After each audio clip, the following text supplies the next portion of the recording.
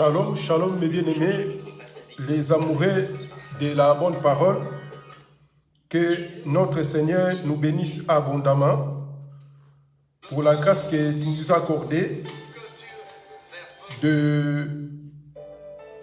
se revoir encore cet après-midi pour partager la parole de notre Seigneur.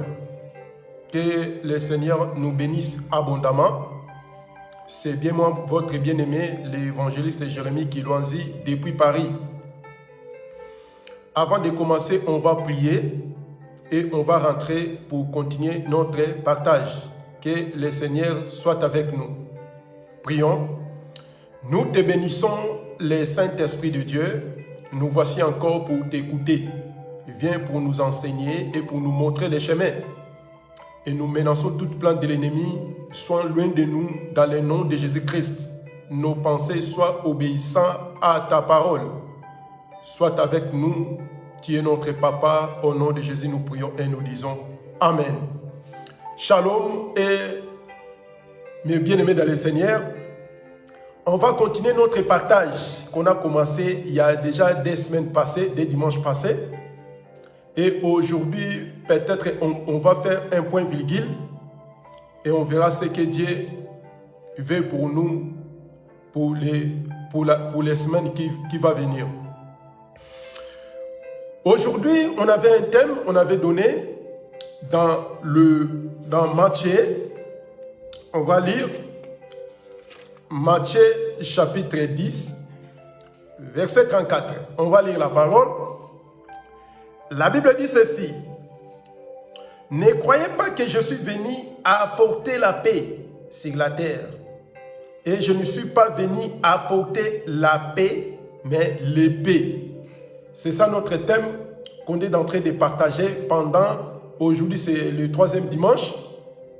Donc là c'est le Seigneur lui-même qui disait que les gens ne peuvent pas croire que lui, le Seigneur, celui qui était destiné à apporter la paix sur la terre, comme la Bible dit que votre cœur ne se trouble point, et dit à ceux qui ont des cœurs troublés, qu'ils ne craignent point, puisque lui-même Dieu, il va descendre pour venir nous consoler. Et le prince de la paix, quand il est venu, lui-même il a dit qu'il ne faut pas croire que moi, Jésus, étant que le prince de la paix, je suis venu sur la terre pour porter la paix. Non. Mais pour apporter l'épée. Donc, on a fait un peu de marche pour nous montrer qu'en réalité, c'était qu'un parabole. Comme c'était un parabole, ça nous demande d'aller épuiser l'explication. Puisque Jésus, il parlait qu'en parabole. Quand tu prends les paraboles de Jésus, tu commences à l'interpréter sans demander lui-même le Seigneur, tu vas interpréter avec des erreurs. C'est pour cela, le Saint-Esprit est là pour nous éclairer, pour nous montrer pourquoi Jésus il parlait en parabole, puisque c'était un parabole. Maintenant, par rapport à notre démarche qu'on avait fait, concernant la paix, en réalité, Jésus, il est bien aimé, il est le prince de la paix. En réalité, c'est lui le prince de la paix. On a expliqué, on a donné des passages, on ne va pas arriver là. Et maintenant, on était arrivé sur l'épée. On a dit que Jésus-Christ, il est venu sur la terre non pour porter la paix, mais pour ramener l'épée. On a compris que l'épée, c'était une arme de guerre, une arme de combat. Un Jésus prétend être le prince de la paix, mais lui-même, il a dit qu'il est venu apporter non la paix, mais l'épée. Et quand on lit la parole de Dieu, on n'a pas vu nulle part selon les Écritures que Jésus promenait avec une épée ou bien une lance-pierre ou avec une pierre sur sa poche. On a vu nulle part dans les Écritures. Et on a compris que quand Jésus parlait en parabole, si tu ne demandes pas l'explication, tu vas croire que Jésus il promenait avec l'épée. En l'ennemi, quand on voit le Seigneur ne portait jamais avec l'épée. Quand on regarde comme ça dans notre l'œil physique, Mais en réalité, spirituellement, Jésus promenait avec une épée. Donc, physiquement, c'est compliqué pour comprendre que Jésus promenait avec l'épée. Mais spirituellement, Jésus promenait avec épée, avec une épée. Et on va lire un passage, puisque Marie, Jésus, il a pris cette parole où Jésus, il a pris ça. On va prendre un passage, Luc chapitre 2, on avait donné, on va lire ça, et après on va rajouter quelques versets pour nous fortifier. On va lire, Jésus, il a pris ces passages dans Luc chapitre 2, verset 35. Écoutez maintenant, quand Jésus, il était présenté dans le temple auprès de Siméon. Écoutez ce que Siméon, il avait dit au propos de cet enfant devant Marie. Il a dit, Luc chapitre 2, verset 35, la Bible dit ceci. Et à toi-même une épée te transpercera l'âme, afin que le pensée de beaucoup de cœurs soit dévoilé. Vous voyez? Donc, c'est-à-dire, Jésus, quand il est né, il était allé présenter au temple, selon la loi. Maintenant, Siméon, quand il a pris cet enfant, il commence à parler, il commence à dire des paroles pour cet enfant, et il a dit maintenant à Marie, et même toi Marie, cet enfant que tu vois là, comme il est une épée, l'épée va te transpercer toi-même Marie, pour séparer l'âme, le sentiment humain. Voilà le rôle de l'épée. Or que dans l'ancienne alliance, l'épée c'était une arme de combat.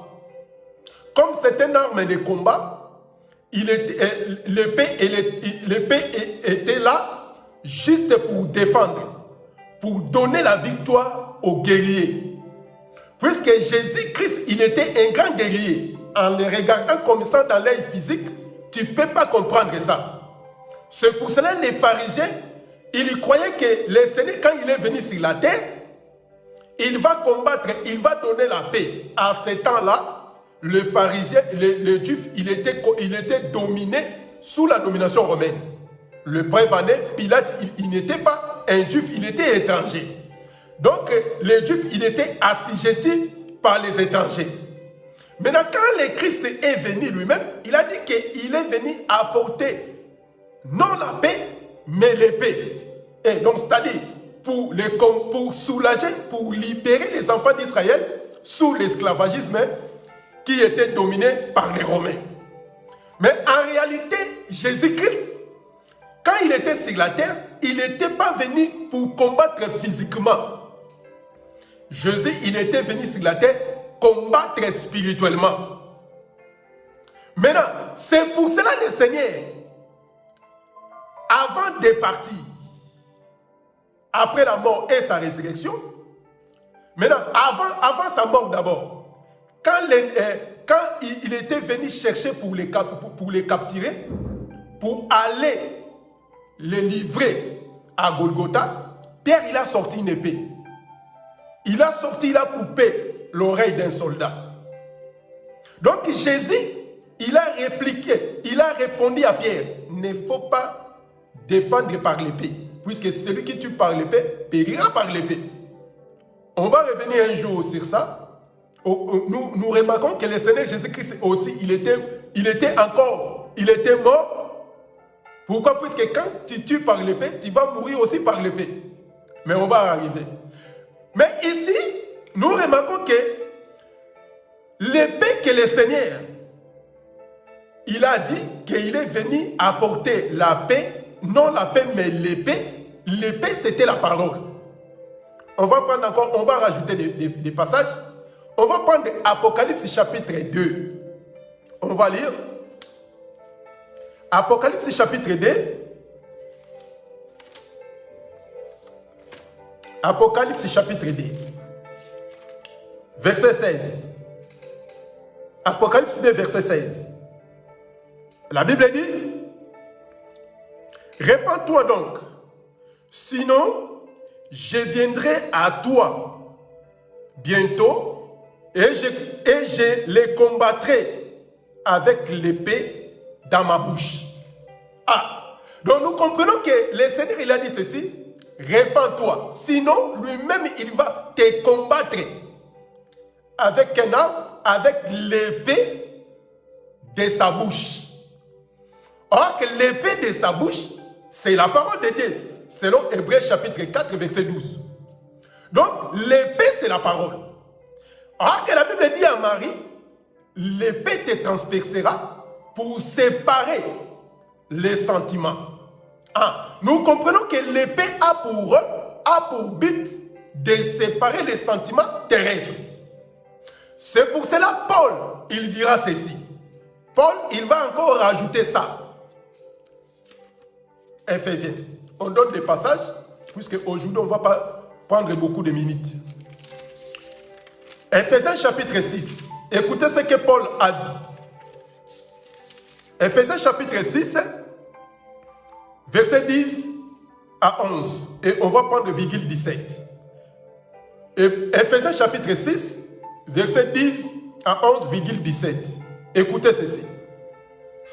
Au reste, fortifiez-vous dans le Seigneur et par sa force, toute puissance.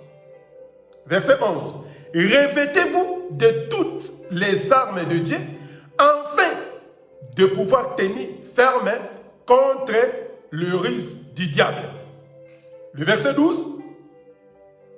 Car nous n'avons pas à lutter contre la chair et les sangs, mais contre les dominations, contre les autorités, contre les princes de ce monde, de ténèbres, contre les esprits méchants dans les lieux célestes. Vous voyez? Donc, c'est-à-dire, c'est pour cela Dieu, il ne peut pas nous laisser main vide. Comme on est des soldats, on est dans les combats, Dieu ne peut pas nous laisser main vide.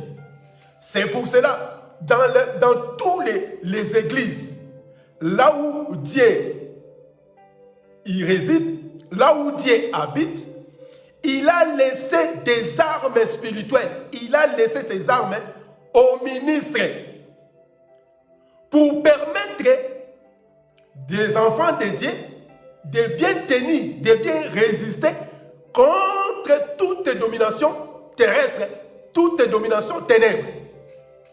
C'est pour cela qu'il faut se fortifier. Il faut que tu prennes des armes offensives et défensives. Si tu n'as pas les armes, le diable, il va te combattre, il va te manipuler. C'est pour cela, quand la personne, il vient dans l'église, avec ses désirs de la chair, avec ses pensées terrestres, comme la Bible dit que l'esprit a des désirs contraires à celles de la chair. On va prendre ces passages, on va revenir ici. Moi, je donne des passages pour te faciliter à bien expliquer la parole de Dieu. On va prendre Galates, chapitre 5, versets 16 à 17. Écoutez, Galates, chapitre 5, versets 16 à 17. On va revenir à Éphésiens. Galates 5, 16 à 17. Écoutez maintenant. Je dis donc, marchez selon l'esprit et vous n'accomplirez pas les désirs de la chair.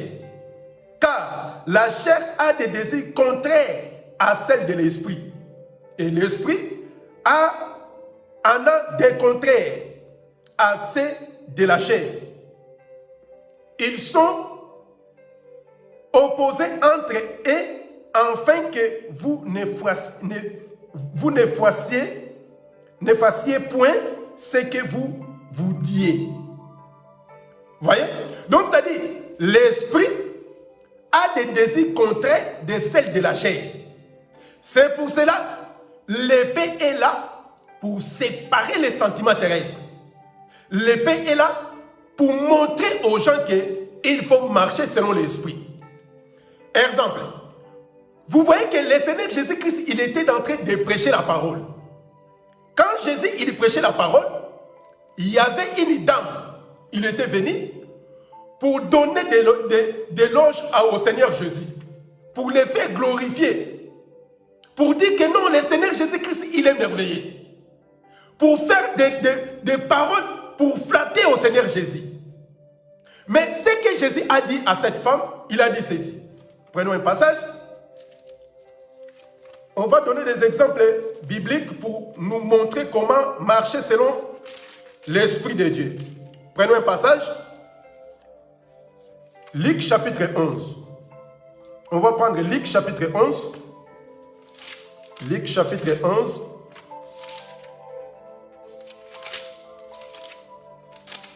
Soufflez avec moi. Luc chapitre 11, versets 27 à 28. Luc chapitre 11, 27 à 28. Écoutez. Tandis que Jésus parlait ainsi, une femme, élevant la voix du milieu de la foule, lui dit, errez, les saints t'a apporté, errez le mamelle qui t'ont allaité. Maintenant, la réponse de Jésus.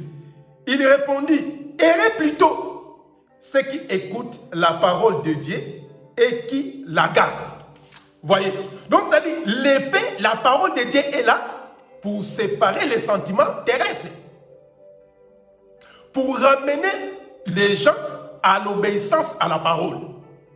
Quand quelqu'un il vient avec son orgueil dans l'œuvre de Dieu, la parole de Dieu est là pour les séparer, pour les montrer que l'orgueil mène à la ruine, mais l'humilité précède la gloire. Quand quelqu'un il vient à l'église, il fait semblant, il fait montrer aux gens que lui il est meilleur, pour que les gens ils commencent à l'acclamer, pour que les gens ils courent derrière lui. Et la parole, l'épée est là pour séparer les sentiments. C'est pour cela que Jésus lui-même, il a dit que lui-même, il va venir avec l'épée pour faire quoi? Pour combattre, pour juger les gens. Alors que la Bible dit que Jésus, il a dit que moi, je ne suis pas venu dans le monde pour juger. Alors que celui qui va vous juger, c'est la parole. Donc la parole, c'est l'épée. Vous voyez? Quand tu promènes avec l'épée, quand tu promènes avec la parole, tu seras erré. Même les démons, même les malades, même les princes des ténèbres n'auront aucun pouvoir sur toi. Pourquoi? Puisque l'épée, comme l'épée c'est une arme de guerre, il va t'aider à surpasser, à surmonter toute domination des ténèbres. Donc cette femme, il voulait dire qu'à Marie en plus, ah la mamelle, le Saint qui a allaité cet enfant, soyez bénis. Donc c'est-à-dire cette femme au milieu de la foule. Mais Jésus pour nous montrer que non, ce n'est pas Marie, puisque Marie, elle était comme une enveloppe, à porter une lettre. Après avoir lu la lettre, on va déchirer l'enveloppe. Et même Marie lui-même, elle-même là où elle est, elle s'étonne aux gens comment les gens, ils demandent même la prière pour elle. On prie pour nous, afin que les pères, afin que les seigneurs reçoivent nos prières. Même Marie, la Bible dit que tout le monde sont morts, on connaît leur cimetière, sauf les seigneurs. C'est pour cela que les seigneurs de son vivant, il voulait dire à Marie, garde-toi. Donc écoutez, c'est celui qui va être erré, celui qui écoute la parole et mettre en pratique. Donc quand tu mets la parole de Dieu en pratique, tu es le plus heureux. C'est pour cela que la parole de Dieu est là pour diviser, pour séparer les sentiments terrestres. Donc Galate a dit que l'esprit a des désirs contraires à celle de la chair. Donc la chair est là pour faire montrer aux gens que tu es meilleur, tu es plus que les autres. Même moi, comme je suis là, je suis en train de vous prêcher la parole, pour partager la parole. Je ne suis pas plus grand que les autres. Le message que Dieu m'a donné, je m'arrête là, je prêche, je m'arrête là. Ça suffit pour moi. Et les autres, ils vont encore parler d'autres choses. C'est comme ça la parole de Dieu. Mais quand tu crois que pour avoir la vie éternelle, il faut passer par toi. Comme d'autres disent, si tu n'écoutes pas la parole des prophètes, tu ne peux pas hériter le royaume. Vous voyez? Donc quand de telles prédications, de tels prédicateurs, et toi aussi tu es là assis pour écouter toutes ces bêtises, toutes des sottises. Dans la parole, il n'est pas question des hommes. Il n'est pas question de moi ou de ma famille, mais il est question de Jésus. Le seul Jésus qui est la lumière, le seul Jésus qui peut nous donner la paix. En dehors de Jésus, il n'y a aucun autre nom qui nous a été donné sur la terre que nous devons être sauvés, si ce n'est que le nom de Jésus. Mon frère, ma soeur, même si tu fais des cauchemars, tu ne dors pas bien, tu as des soucis, les seuls moyens, les seules armes que tu peux apporter pour te donner la vie, pour te consoler, c'est la parole de Dieu, l'épée. Selon Éphésiens chapitre 6, verset 17, la Bible dit ceci. Prenez aussi les casques du salut et l'épée de l'esprit qui est la parole de Dieu. Vous voyez? Donc quand tu promènes avec la parole, il n'y aura personne, il n'y aura aucune domination qui va t'embêter. Selon Josué chapitre 1 verset 8, la Bible dit ceci. Ce livre de la loi ne s'éloigne point. Donc c'est-à-dire l'épée ne peut pas s'éloigner de toi. Donc quand tu médites la parole et tu vas réussir, partout tu seras avec du succès en succès. Mais si l'épée est loin de toi, tu es le plus malheureux. Donc nous ne combattons pas avec la chair. Nous ne combattons pas avec les sangs. C'est pour cela que la parole est là pour nous diviser, pour nous séparer. Un homme impudique, un homme adultère, il vient dans l'église. Donc l'épée est là pour le séparer. Pour te dire qu'il faut arrêter avec toutes ces bêtises. Vous voyez? La parole est là pour séparer les sentiments terrestres. Et les gens, ils disent quoi? Derrière un grand homme, il y a une grande dame. Là, c'est le monde. C'est pour ça que les gens, ils ont ramené ça dans l'évangile. Alors que nous croyons que Paul, il n'était pas marié. Donc, qu'est-ce qu'on va dire maintenant, Paul? Puisque les gens, ils disent que derrière un grand homme, il y a une grande dame. Maintenant, Paul, il n'était pas marié. On va dire quoi? Donc, moi, je sais que dans la parole, derrière un homme de Dieu, il y a le Saint-Esprit. Puisque c'est le Saint-Esprit qui nous donne la force. C'est le Saint-Esprit qui nous encourage de bien travailler dans le ministère. Et maintenant, vous voyez les sentiments? Dans chaque église, ils ont choisi des chaises de Louis 24, de Louis 18, de mettre ça devant pour les hommes de Dieu. Et ils vont fabriquer des chaises pareilles. Un pour lui et un pour sa femme. Vous voyez la chair? Maintenant, la parole est là pour séparer les sentiments terrestres. Le dimanche, on avait dit ceci. On avait dit que tous les hommes de Dieu, dans chaque église, ils ont mis leurs femmes à côté. Mais si nous lisons la parole, puisque on est les apôtres, ce sont de notre modèle. Si on lit selon les apôtres, on va voir nulle part un apôtre dans l'église, n'importe quelle église de la Odyssée, ou de Pergame, ou église de Corinthe, ou église d'Éphèse, ou apôtre Paul, apôtre Pierre plutôt, puisque Paul, il n'était pas marié, Paul, Pierre, ou Jean, ou Jacques, à côté, il y avait leurs femmes. On va voir nulle part. Maintenant, comme les gens sont animés par les sentiments terrestres, sont des charnels, on va remarquer que dans chaque église maintenant, à côté de chaque pasteur, il y a une femme, sa femme à côté. Et même le monde, la Bible dit que même le monde ne vous enseigne même tel pas. Je n'ai jamais vu un docteur, il a besoin d'examiner ses patients, comme c'est des patients, sont des femmes, il appelle sa femme pour lui donner de consulter les patients, puisqu'ils sont des femmes. Jamais. Puisque celui qui est docteur, ce n'est pas sa femme. Maintenant, nous remarquerons dans nos assemblées, des assemblées charnelles, des assemblées animées par des démons. Ils ont mis leurs femmes. Et c'est dans leur bouche, il dit que si tu veux partir, tu pars. Puisque c'est moi, j'ai beaucoup souffert pour cette assemblée.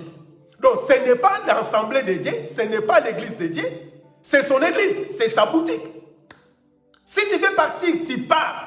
Dieu va envoyer encore d'autres personnes. Vous voyez les gens animés par des sentiments terrestres. C'est pour cela la parole, l'épée est là pour séparer les sentiments et les choses de Dieu. Les gens ils commencent à mélanger tout. C'est pour cela qu'il y a beaucoup de gens, beaucoup des hommes sont restés à la maison à cause des sottises des pasteurs charnels, des serviteurs terrestres, des serviteurs des ventres. Comment dans une église, un pasteur il demande l'offrande pour sa femme? Il faut donner aussi pour ma femme. Voyez-vous, tous ces sottises-là, des bêtises comme ça. Et quel jour tu vas demander l'offrande pour les membres qui viennent à l'église? Voyez? Prenons un passage. Apocalypse chapitre 1. Toujours on est dans l'épée. Hein?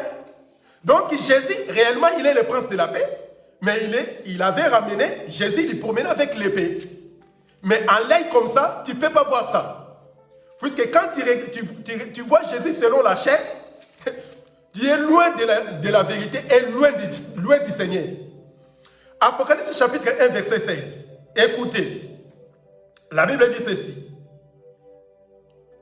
Il avait dans sa main droite les 7 étoiles et dans sa bouche sorte une épée aiguë à 2 tranchants et son visage était comme le soleil lorsqu'il brille de sa force.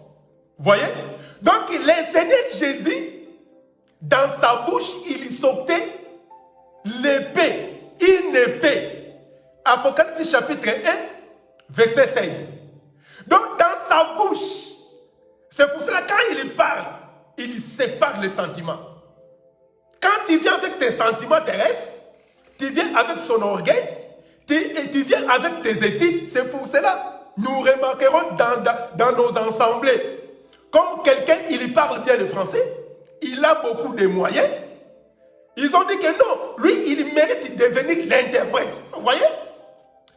Donc, comme il donne, il a des moyens, lui, il va devenir le responsable des mamans. Il va devenir le responsable des papas, puisqu'il a beaucoup de sagesse. Donc, les gens, ils prennent les choses de Dieu comme des musiques. Ils prennent les choses de Dieu comme ses propres biens, comme une boutique. Donc, quand Jésus, il parle, quand la parole de Jésus sort, c'était une épée. C'est pour cela que Jésus, il était comme, il faisait que des scandales. Même Caïphe, il a déchiré les vêtements. Puisque quand l'épée sort, ça sort comme une blasphème. Donc, c'est-à-dire, l'épée, c'est la parole. On a besoin dans nos assemblées. Épée sort pour séparer les sentiments. Quelqu'un, il se comporte comme un païen, une païenne dans l'église. Il faut qu'une épée soit là pour séparer les sentiments terrestres. Donc maintenant, si la femme, il prie avec vous, il est devenu diacre. Maintenant, son mari va devenir, sa femme, il est devenu diaconesse. Et son mari va devenir qui? Diaconesse? Diaconat? Il va devenir diacre. Donc si l'homme est devenu pasteur, sa femme, automatiquement, il est devenu maman pasteur. Comme moi, je prêche, évangéliste, et ma femme aussi, elle va devenir l'évangéliste. Là, c'est prêcher Dieu en français. Là, comprendre l'évangile selon la chair. On n'est pas là, mes bien-aimés. On est là juste pour éclairer les enfants de Dieu. Quand vous voyez dans telle église comme ça, à côté, une chaise pour le pasteur, une chaise pour sa femme. Là, c'est la chair qui parle. C'est la chair qui prêche la parole. C'est pour cela que l'épée est là. Dans sa bouche de Dieu, il lui sort quoi? L'épée. C'était la parole de notre Seigneur que Dieu nous a mis, Dieu nous a permis de partager. On va s'arrêter aujourd'hui ici. Et Dieu lui-même, il sait quand est-ce qu'il va nous permettre encore pour venir, pour partager encore la parole de Dieu. On a parlé, je ne suis pas venu apporter la paix, mais l'épée. L'épée, c'est la parole. Pour séparer les sentiments. Quand tu viens dans l'église, il faut laisser toutes les choses de la terre, les choses de ce monde. Suivre les choses spirituelles. Et Dieu va t'agréer ta prière. Et tu seras exaucé et tu seras béni. Que Dieu nous bénisse. Que Dieu soit avec nous. Prions. Seigneur, merci pour ta parole. Bénis chacun de nous. Donne-nous la force d'obéir à ta parole. Et donne-nous la capacité de bien marcher pour respecter ta volonté. Au nom de Jésus, nous prions et nous disons Amen. Que le Seigneur soit avec nous, que le Seigneur nous bénisse. Au revoir, à très bientôt.